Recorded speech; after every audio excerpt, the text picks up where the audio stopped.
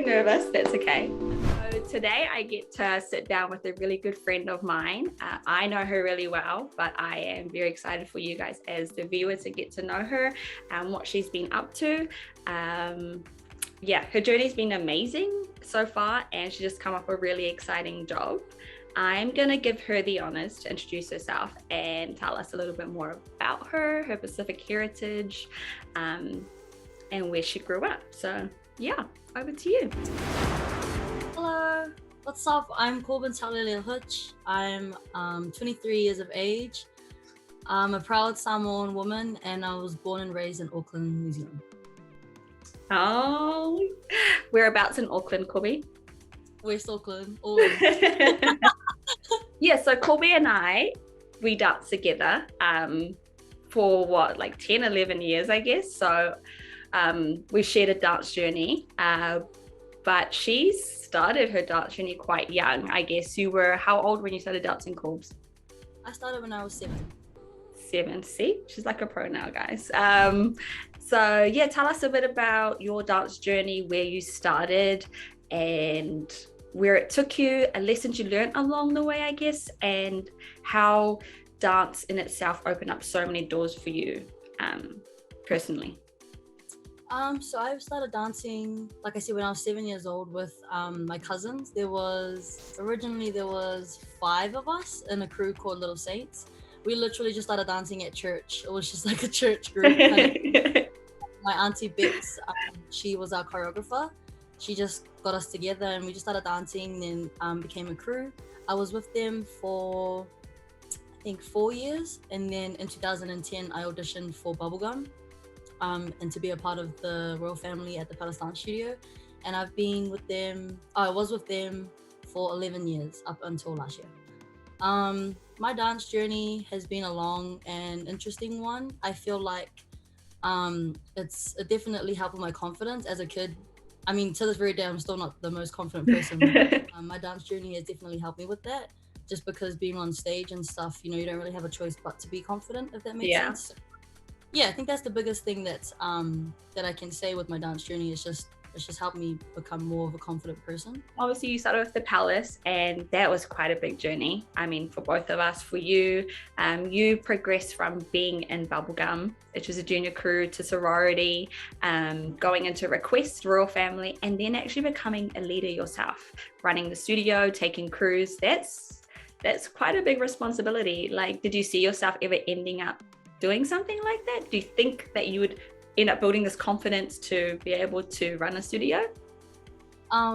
It's funny that you asked that, because I remember my family actually asked me that a couple of years ago. So like you said, going from Bubblegum into sorority into Request, I don't know how or why, but I was always selected to be the leader of the team. Because I was always like the bossy, just the leader, as everyone says. But I don't think even being a leader of those teams, like there were only like 8 to 9 members in the team, so that was like a piece of cake. And so going from that to then leading the studio for a few years, it was such a huge jump. I didn't really see myself doing that because, like I said, with my confidence, like running a whole studio, you can't hesitate with confidence, because there's a lot of people that rely on you. So yeah, I didn't really see myself doing it, but once I was in the position of being leader, like I loved it. I mean, I think you killed it. I had to listen to you too, so. So like, my friends trying to like separate all that stuff and having people older than me, like you guys, having to listen to me, it made no sense to me.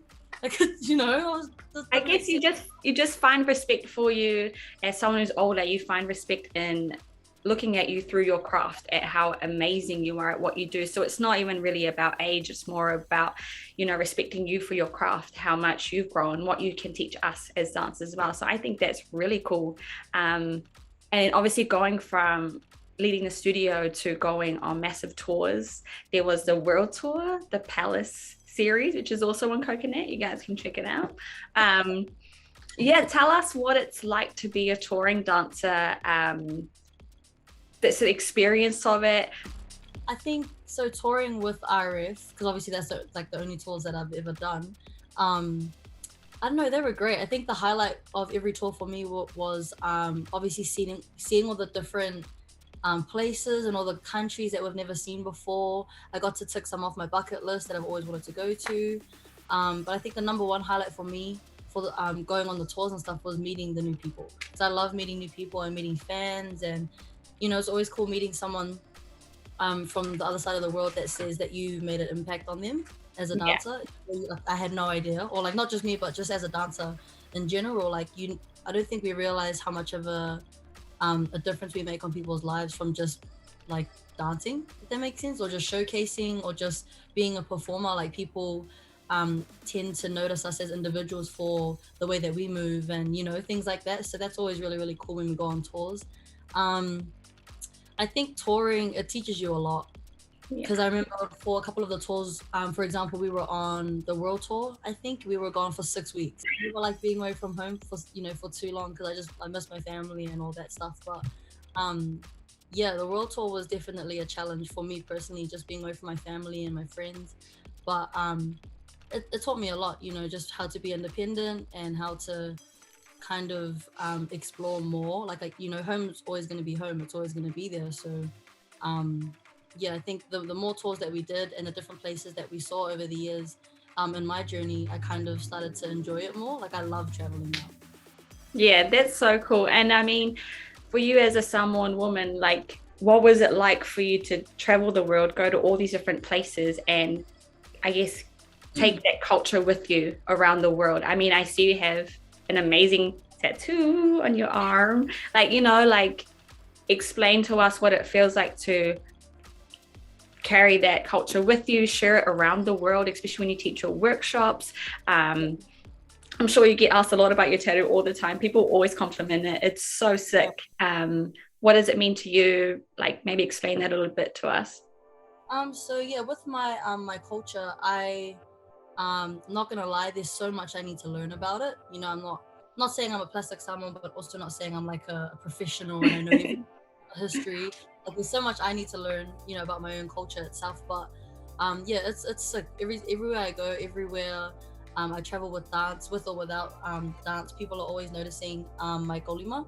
And it's cool that people kind of they spot it out and they say like, what is that, what culture are you, like where does that come from, what are the patterns and all that. And so it's really cool. I get to carry it like you said, everywhere I go. And I don't know, it's just really cool to me that I can have something, it's art and for one, but it's also, there's so much behind it. Like it represents my family, my ancestors, kind of represents every Samoan, I would say, as well. So it's cool, I get to represent that. But like I said, there's still so much that I need to learn about my culture, so that when people ask me, I actually know more about the history of the patterns and all that stuff. That's all. Yeah, I love that. That's a great answer right there from you.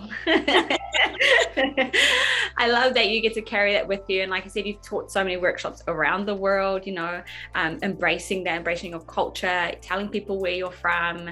And I guess you've gone from now being a studio dancer, from someone, being under a studio with the palace, the royal family, and now you branched off in 2021 as an independent dancer, doing your own thing. But I guess being an independent dancer, that's a major step to take, especially in New Zealand. We don't have many opportunities in New Zealand as independent dancers, or to try get ourselves over to America, to live the American lifestyle of a dancer. What has this year been like for you? What have you been up to so far while you have been in New Zealand? What are the challenges you've faced? And I guess, what have you loved so far about becoming your own brand? Jeez, that's a tough question. So like I said earlier, I was a part of the studio for 11 years. So it's basically all I've known, just being a part of a company and being amongst other dancers, a big amount of dancers, being in crews, having like a daily schedule literally for the past 11 years of my life. This year to kind of find my mojo and try find what it is that I want to do. And I think that took me by surprise. I literally was expecting start the year and be like, oh yeah, like I have work 24/7, like I'm working doing this and that on my own. But it wasn't that at all, I can be honest about that. But no, this year has been, I think, the best self-discovery time for me, which has been sick because I mean it's literally been going like this, like month to month. It's been going like this, and I think I didn't like that because if you know me, I don't like sitting still for too long. I don't like not having like a goal or not having a schedule, and so I just kind of had to come to the realization that like it was okay to have like days or weeks of not having work or being unemployed or not dancing, if that makes sense, because I was dancing every day for 11 years, but as an independent dancer being on my own now, I actually traveled to Australia with my partner Simon. Earlier we were gone for about 2 months and I was just teaching and exchanging with my friends and with new people, sharing my craft with everyone, and it was just really cool. Getting the appreciation for my own craft and for the dancer that I am and the style that I have, which is what I say I represent is masculine femininity. Love that. Said it yeah, it's when I say that just I feel like it's the most perfect representation of me as a personal person and as a dancer. Yeah. So I share that in Australia, and yeah, I think that was a highlight of my year so far, because the year's nearly over. But yeah, this year's just been a roller coaster. That's so cool. And honestly, I know you've been going into schools and stuff with the youth, working with them. How did you find that, getting amongst the community and sharing your craft with the younger ones? So sick. Like I've always loved being able to share with the younger generation, because obviously they're the ones who are, they're going to be next after us, trying to take over the world and making sure that it stays a good place. So it's always really cool when I get to exchange with the younger generation, because meeting them and stuff, obviously they say they know me because of the dancer that I am, but then they also say it's because I'm Samoan, and like I meet younger Samoan women, and it's always really cool. I actually got to go into my old high school, Avondale College, which is out in West Auckland, and just being there, obviously where I grew up, and I went through my teenage years, and just share something with the kids was really, really special. So yeah, any opportunity I get to share with the younger generation, obviously I take it as fast as I can, because yeah, I love working with younger ones. That is so cool. And I guess they have something to look up to, or with this project you just finished on. So give the people what they want. Savage Fenty. Yay. You've been a cast member since 2019. We got to do that year together, which was really cool to experience, staying on for 2020, 2021, the different volumes. Yeah, I guess, how did you get to doing the show? And tell us a little bit about the selection process of how it all works. So yeah, with the Savage Fenty shows, obviously with us Request Girls, we were given the amazing opportunity by Paris. She was the choreographer for the past 4 years. And she just obviously gave me personally, as an individual, the opportunity to be a part of the show for the past 3 years. So yeah, obviously none of it would have happened and I wouldn't have been able to do it without her. So super grateful. But I think, yeah, the selection process for Fenty, I would say the reason why I think it's super sick is because it's about all different body shapes and different cultures, different looks, different heights. Like it's just so empowering, especially for not just for women, but for men as well. But I think for the past 3 years that I've done it, it's really about women empowerment. Yeah, which is so sick, because any woman represents that. So yeah, it was just crazy.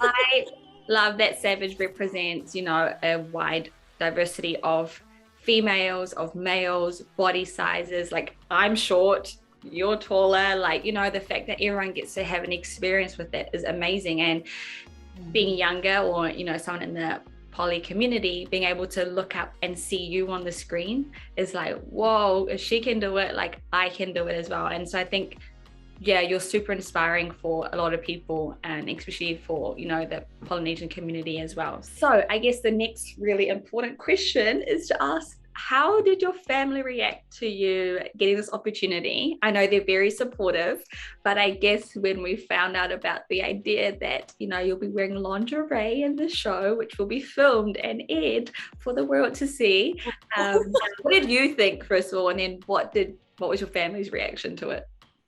Well, I mean, for me, you know, everyone who knows me or who kind of, you know, has a fair idea about me as a person, like I'm a tomboy. So when I say that, like I mean it. I'm a tomboy, and everyone knows that. But when I say that, it's like, you know, like I wear baggy clothes. I don't really show my body. You know, it's just, yeah, it's still really weird, even though I've done the past 3 shows. Going back to 2019, which was volume 1, my first Fenty show. I remember Pa told me the news, Brett, and he basically was just like, okay, so Paris wants you for the Savage Fenty show. And I just remember sitting there and I was just like, you know, like what? And then I think for a while it's a process that, like, holy crap, like I'm gonna be wearing like lingerie, you know? And so obviously I told my aunties straight away, I told all my family, and they didn't react the way I thought they were gonna react. Like they were all really happy for me, really excited. And then I just knew the question was coming. They obviously were like, you know, like you have to wear lingerie, right? I just remember bursting into tears, you know, I'm most confident about my body, you know, being surrounded by all these beautiful women that are confident in themselves and their bodies, you know. And so, yeah, I remember the first year I was petrified, not gonna lie. Like, you were there, you saw me like literally like gonna cover myself with the lingerie, which I still did this year. I was like, girl, show yourself, stay confident. Wow. Like that's the one and only time that anyone in the world will see me like that is for Fenty, just for Rihanna. After doing it for 3 years, how does it now feel to be comfortable in your skin, you know, to be able to now do a job like this where you can wear lingerie and not, you know, you're not worried about your body or what you look like or what other people think? Like, has it changed your mindset at all? Like, how do you feel about it now? It's helped, but also not gonna lie, it's not like I'm still not like 100% confident with my body, if that makes sense. It's not me like saying, oh, like give me compliments, or, you know, it's nothing like that, but that's just how I am as a person. I think I'll forever be that kind of person, if that makes sense. Like it's cute, you know, like you're cool, like you guys got to see my body and you know, I'm confident and stuff for the show, but then now it's like, you know, I'm still the person that I am, and yeah, I'm working on it. I mean, I guess you could say you've learned to love your body and the person, you know, your skin that you're in. And I guess as people, we're always kind of changing and evolving, and our bodies are always changing and evolving. So every time it's kind of like you're having to learn to love another new part of your body, you know? So yeah, that's pretty cool that it's changed your mindset and you've become a lot more confident in that through this process of, you know, doing Savage Fenty, which I think is so cool. I guess, yeah, this year I watched it. I thought it was freaking cool.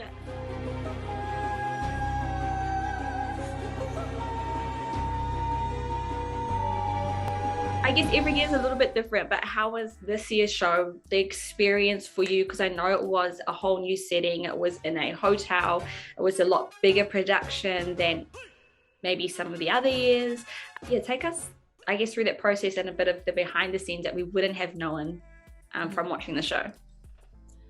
So with this year's show, because obviously last year, so volume 2 was also during COVID, you know, during the pandemic. So this year wasn't much different. We were actually afraid that we weren't going to be able to do it this year. Once we actually got over there and everything was done, you know, getting there, we were just so grateful to be there, like, period. So this year we literally went into it blind. We didn't know any of the choreography at all.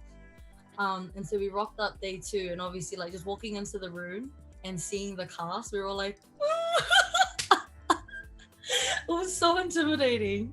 And yeah, rehearsals were sick, so much fun. Meeting the dancers, oh my gosh. Like he said, if you know me, I'm like the biggest fangirl. And so I every year or every job that I do and I know who's doing it, or like I find out who's doing it, I always have people in there that I've been dying to meet. And this year there was a lot. Seeing the set, which was, like he said, it was set in a hotel this year. When we found out about it, obviously we were just like, our brains were kind of trying to figure out like how they were going to do it. where everything was going to be. And then once we started to go on set and Paris would like set everything, we were just like, and so yeah, once we saw the final product, we were like, what, that's what it looks like all the different, you know, Paris's brain is like, it's crazy. So once we got to watch it, we were like, wow, like we were a part of that. Crazy.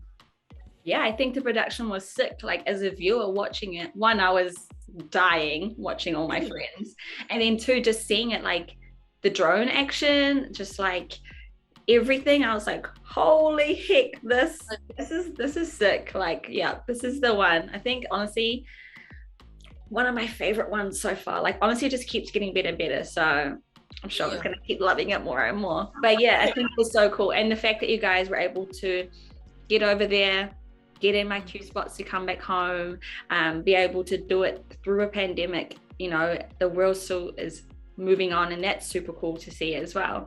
I guess the main question would be to ask, out of all three you've done, what is your favorite Savage Fenty volume so far? I don't want to say, but two. Oh, why? What was your favorite part in volume 2 that you did? I think it was just everything for me for volume 2, like from the dancers to the choreography to the music to the celebrities we saw, and like the scenes, you know, the difference in History and Black Widow. Like, I think that just everything about volume 2 was, it was just my favorite. So that's why I'd say, volume 2 is. That's cool. You can choose volume 2 if you want to.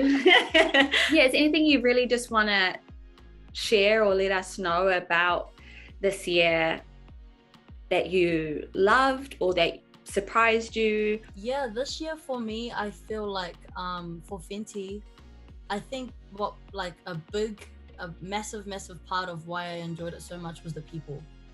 Like us girls, we just met so many beautiful people this year. I met so many beautiful people that I've been dying to meet already, or that I just didn't expect to meet.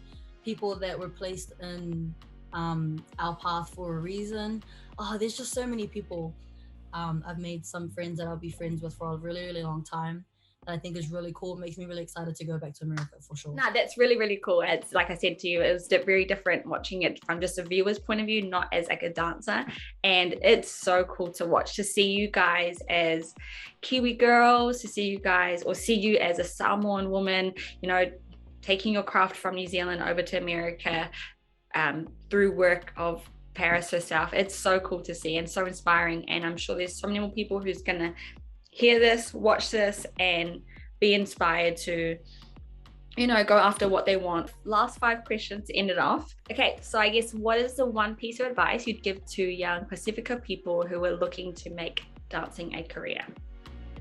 I definitely say, just because I know for, you know, the poly community, I know that it's, I know some people are very religious, and I know that, I just know like in general, like a big part of the poly community's, you know, like reason for doing anything is their families. And it's like my family is that for me also, but just knowing that like if there's something that you really want to do, just, you know, just go for it. And I know it's easy for someone like me to say that because that's what I've been doing, but it's like if you really believe that you can do something and you know you have something that you just like you love and you're so passionate about, then hopefully like your family should understand that. You know, I just know that families play a big part in why some people can or can't do something. So it's like, if it really means that much to you, then, you know, go for it. And it should all work out. I love that. Okay, what's the best advice you've received in your dance career? Oh, yeah, I got this.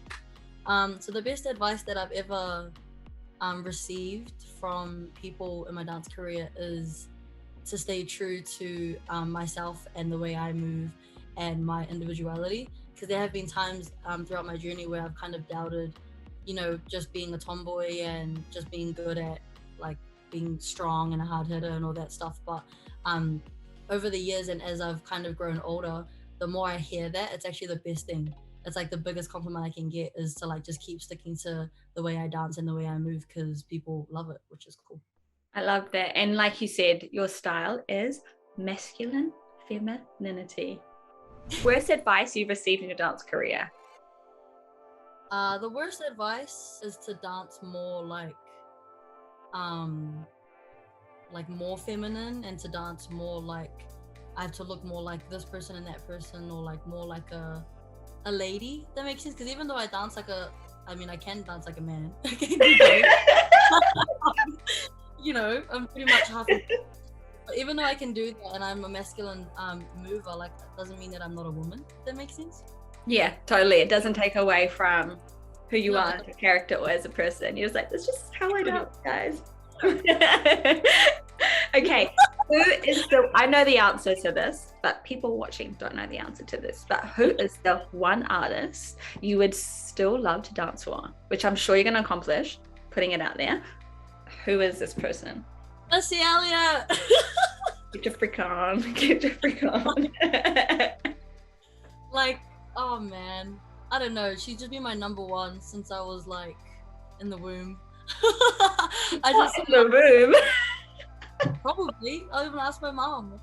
No, yeah, that's just because obviously I'm super grateful for all the artists that I've already, you know, done work for or danced for and stuff. But Missy's just she's like bucket list, like number one. And hopefully one day I'm manifesting. I literally just said to Chris the other day that I wanted to dance for her. Girl, I'm backing you all the way. Like, oh, thank you. I'm like backing you. I'm manifesting it for you. You got this, Missy, all the way. And last question, last one, I guess. What's inspiring to you about the future? I think what's super inspiring about it is that I don't know what's to come, and that's a good thing. Because obviously with me, if I know what's gonna come, then I'll either try find a way to maneuver around it or try find like an alternative to it. But now, yeah, I think now, like the woman I am today, the person I am today, you know, being 23 years old and stuff, I think I'm excited for the future for sure. It's super exciting and scary at the same time. But yeah, just the fact you don't know what's gonna happen or what's gonna come, you know, I think it's beautiful. It's exciting. I love that, and I can't wait to see what the future holds for you. Thank you, Corby, for speaking to us. I hope the viewers get to know a little bit more about you, get inspired by you, your journey, and this amazing job you've just come off of. Yeah, stay tuned, guys, because I'm sure you're going to see more of her and more of what's to come. Anything you want to say, last words? Over to you. Thank you for having me. As soon as, you know, Thea reached out to me and said that Coconut, you know, and like all that kind of stuff, wanted to exchange on this, like I was really excited because, you know, any opportunity I get to represent my culture and, you know, tell my story and inspire anyone and everyone out there, like you know, I'll easily do it. So I'm just really grateful for the opportunity, and yeah, we'll see what's to come next for me. We'll see. And on that note, thank you. Mic drop.